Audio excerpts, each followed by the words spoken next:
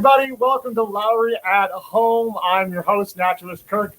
I am coming to you live today from out here in the Sugar Shack at the Nature Center, trying out some new technology to come to you from the Sugar Shack. So I hope everybody is seeing me nice and clearly. I want to tell you today about maple syrup. I'm going to be both the host and the guest today. It is the time of year when we are making maple syrup out here at the Nature Center. And so everything kind of revolves around what's going on back here behind me. I want to tell you a little bit about how we make maple syrup. It is kind of a wintry day. There's already this grapple falling from the sky, kind of the sleet coming down. And we're right at the beginning of a winter storm, but nothing stops maple syrup production except for if it gets too warm. It has to be below freezing at night and above freezing during the day. That gets the maple syrup maple sap flowing in the trees.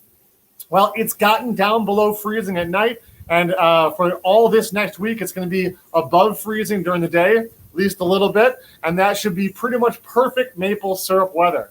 We've already been collecting sap. I can see from my stat board here, we have 70 taps in the trees right now. We have collected 325 gallons of sap so far, and we've made about 2 3/8 gallon of maple syrup out of that. We're sitting on about 100 gallons of sap right now that we need to boil through. And I'm going to show you that. I'm going to pick up the camera. You're going to come with me. Here we go around the corner of the Sugar Shack here. And I'm going to show you there's this large tank up here. This tank can hold about 275 gallons of maple sap. And right now there's about 100 gallons in there. We are working to refine it into maple syrup. So how do we do that? Well, we need to get rid of the extra water. Depending on the trees you have, they have more or less water and more or less sugar. You know, we use sugar maples out here, so we have about 4% sugar in that sap that comes out. That means it's mostly water. And one of the easiest ways to get rid of it is to evaporate it in an evaporator. So I want to show you how this thing works here. I'm going to try to set the camera down, put you down carefully, and come on over here. So this is our evaporator. There's a fire burning inside. This back pan is where we have a lot of the evaporation going on. And there's a front pan over here, and this is where some of the finishing goes on and gets it really close to maple syrup. Let's take a look inside. All right, so as you can see, there is a bunch of sap in the back there, and it is boiling away. And as it gets more dense, it gets forced down into this front pan. And this front pan has even more evaporation going on. And we need to keep the fire real hot inside there. It's over 1,000 degrees inside the arch or the evaporator here to try to get that sap to boil and kind of condense down into the syrup. Now, once it's getting close, I do not want to burn it inside of this. So there is, come on, way down here. Where is it here? There it is. There's a spout. Oh boy, here it is. A spout right here where we can pour off our maybe sort of close to finished maple syrup. But, you know, it would taste sugary, but you definitely would not want to put it on your pancakes at that point.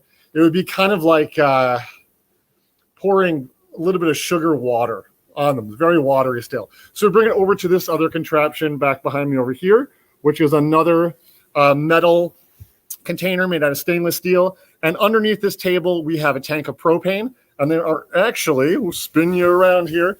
We can see underneath there, there are propane burners underneath there that are heating up some of this sap in here. So this in here is much closer to finished maple syrup than what's actually in the evaporator. Now, we can take it all the way down to finished syrup in here.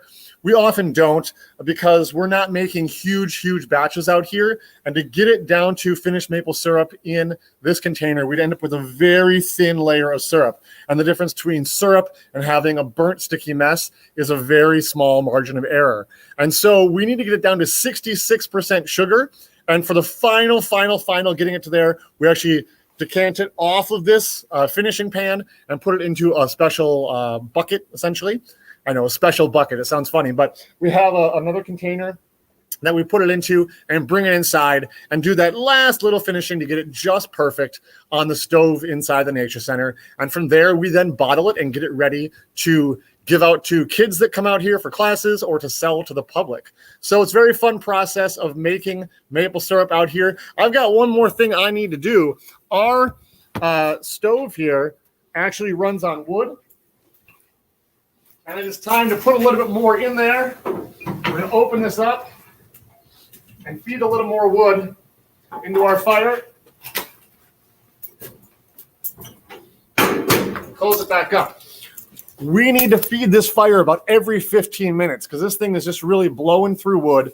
This is a cool process. We're going to be cooking probably just about every day this week in order to get through the sap. You know, we got about 100 gallons back there in that tank you saw. You know, we're going to try to get through most of that today, but we know the trees are really going to open up and start gushing in the next few days. There are days when we could be pulling down, 200 gallons of sap out of the forest. If we are not boiling off about 200 gallons of sap a day, then we start to fall behind. And that makes us really nervous because that means we got to spend some long nights out here after work boiling this stuff down because you have to get through it. Otherwise, it's going to go bad.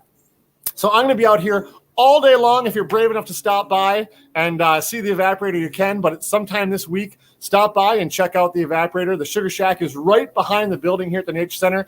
Right back here is our raptor mew where our live raptors live. It's where the red-tailed hawk is and the barred owl are. You can come on by and say hi to them. We hope you will stop by here at the Nature Center and enjoy nature. If you go on a hike, you might see some of the blue bags hanging on the trees where we are collecting the maple sap. So if you want your family to learn about that, go ahead and come out here to the Nature Center and check it out. We do have some public programs coming up as well where you can learn even more about maple syrup and take a deep dive on that. Check out our Facebook page for more details.